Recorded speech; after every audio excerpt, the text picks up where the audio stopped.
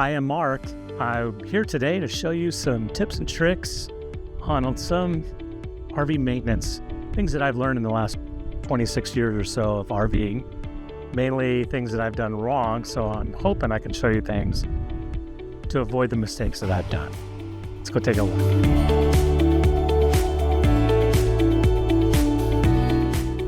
First thing I'm going to talk to you about is a little power source here. What we have is a 50 amp service, okay? This is 30 amp service. If you can see the difference in the cords, you see that? So what you don't want to do is try and push 50 amps into the 30 amp, because then you get these cute little burnout things that can probably explode, blow up your coach. We don't want that. This is an adapter from a 30 to a 50 so I can run power. These big coaches, you can run pretty much everything on a 30 amp without any troubles. You just got to monitor what you're doing.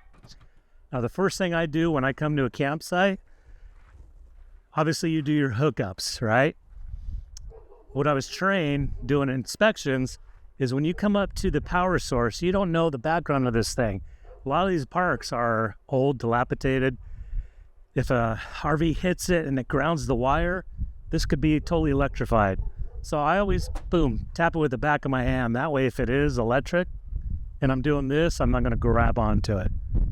Might sound weird, but hey, it works for me. First thing I do, open it up, and I use one of these testers. Now, you can get these on Amazon. They're $15, $18, $20. It's a quick test. It tells you if there's open ground, tells you if it's neutral. Plug it in, turn it on, check the lights. If they're good, turn it off, and you can plug in your power source. So right now we're in Las Vegas. It's February. It's really cool. We're not in Arizona in 110 degrees where I'm from, so I'm not using 3 air conditioners. But when I'm in a hot environment and I'm using a lot of power, there's a lot of heat that builds up in these coils, okay? 50 amp coils. We have 2 hot 50 amp cord legs that equal 100 amps. That's 12,000 watts of power. So there's a lot of power flowing through this cord. Best thing to do before you start tripping your breakers is pull the whole cord out. Lay it out in a circle, come back to the hookup.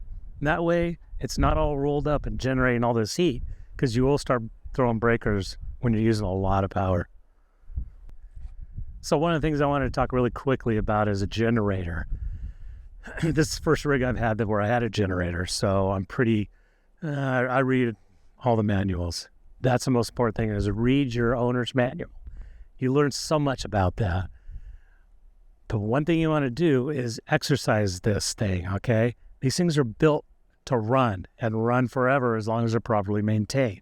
Now, you can go online, read your manual, look at videos on general maintenance. All I'm saying is run this thing at least once a month, 20, 45 minutes with about a half a load, okay? That's not a lot. Once a month, half a load, 50%. Let it cool down, then shut it off. Always check your oil before you leave. Check the battery for the starter, and you're good to go.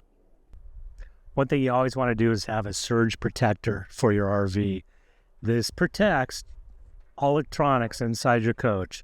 If there's a high voltage or low voltage, this thing reads it first and it'll shut off your power before any damage occurs. Now, these type of coaches have an internal power source.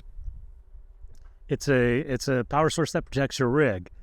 The problem with that is it does a great job, but it only does it one time. And to replace these, they're about $1,000. This one, a couple $100, and you get a new one and you're good to go. So always have some type of surge protector, even if you don't have an internal one. One of the things I do when I pull up to fuel my diesel pusher, I go to truck stops. Now, if you've ever been to a truck stop, they are nasty, nasty. You get out of your rig, you go to fill up the fuel, and there is just debris and fluids all over the place. You don't want to bring that back in your coach. That's just gross. We use these foot protectors, goes right over your shoes. I put it on the steps, put them on, boom, walk out, fill up, come back, take them off, wad them up, throw them in the trash. Keeps all that debris out of your rig. Next, we're going to talk about this little guy. So without saying what it is, I think we all know what that is.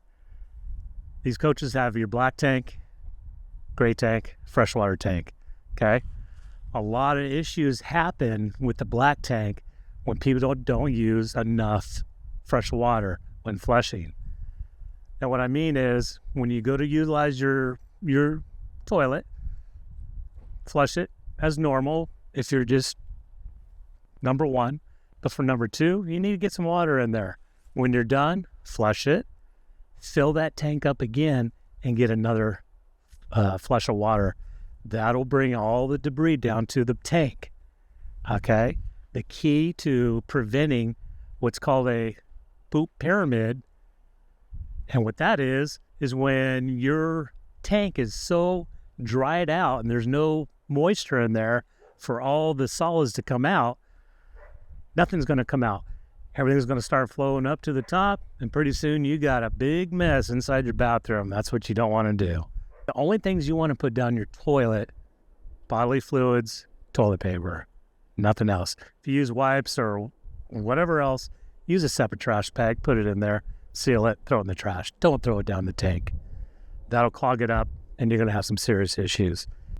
When all the water's dried out and you have nothing but solids and toilet paper and all this stuff inside, you're not going to get anything out of there. Then you got to call someone to come in, basically do an RV enema to your rig. Flush all that in, force it out to clean it out, and that's not cheap. The gray tank, you want to have a pretty full gray tank before you dump your black tank. Don't ever dump your black tank below 50%. If you have 75, that's good. But usually wait till it's full or 75%. Flush your black, followed by the gray. Hopefully these tips were helpful for you. And if they were, just click on the subscribe button down below. Thank you.